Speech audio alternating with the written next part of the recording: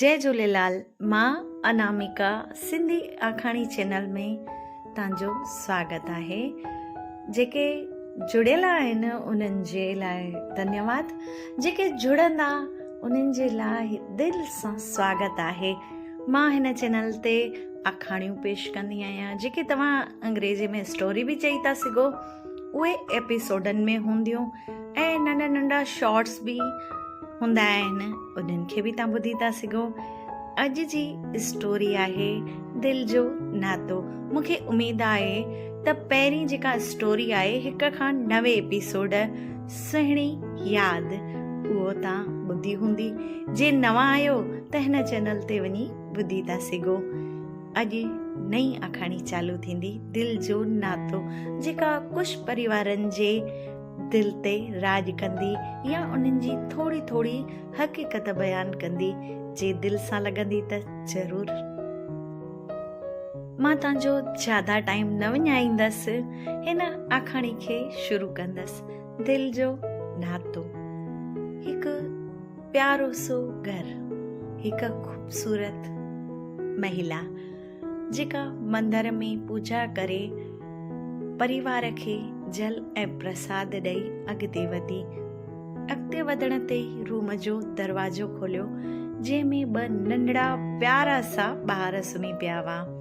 उन्हनि खे उथारियो।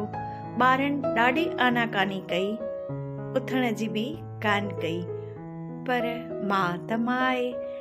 उन ॿारनि खे वापसि उथारियो, प्रेम सां उथारियो, ॾाढो सम्झायो ऐं ॿार टपो ॾेई उथी पिया।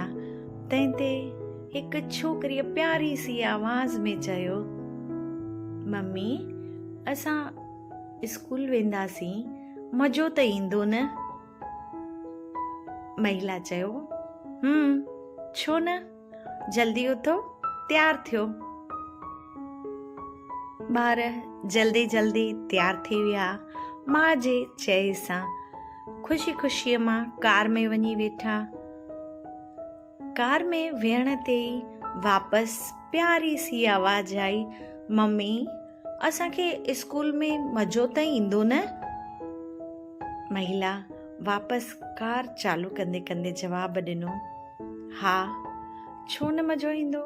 उते नवां नवां ॿार हूंदा, तव्हां सभिनी सां दोस्ती कंदा, पढ़ाई थींदी ऐं अहिड़ो कुझु हुजे त मां बि तव्हां सां गॾु आहियां, नंढो भाउ बि तोसां गॾु आहे। तंहिं ते वरी सवाल कयो, पर मम्मी, असांखे ख़बर कीअं पवंदी कि स्कूल सुठो आहे? वापसि उनखे अधु में रोके उनजी माता जवाबु ॾिनो, सभु सुठो ई हूंदो आहे, पाण हिरी वेंदासीं, इन में कहिड़ी नई ॻाल्हि आहे। ॾाढो सुठो जवाबु ॾिनो। वरी अञा मस चयो प्यारी सी आवाज़ में, मम्मी, त उन महिला जवाबु ॾिनो, सांझी, हाणे कोई बि सवाल न थींदो, बिल्कुलु बि न, पाण सिधो स्कूल हलंदासीं, सभु कुझु सुठो थी वेंदो। हथ वात ते रखी चुप करे ॿार ॿई वेही रहिया। एतिरी देर में स्कूल अची वई। स्कूल में ॿिन्ही ॿारनि खे हथ पकड़े प्रेम सां अंदरि दाख़िल थी। सुठे नमूने उन ॿारनि जो दाख़िलो बि थी वियो।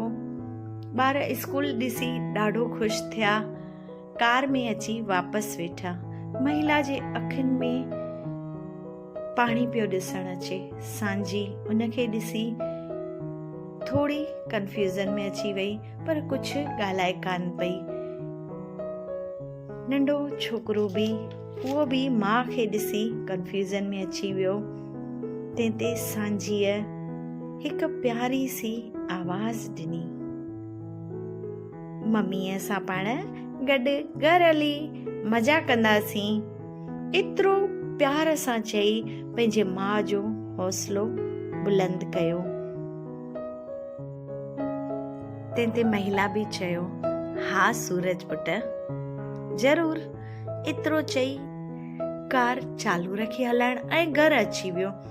घर में दाख़िल थियासीं 3 ॼणा।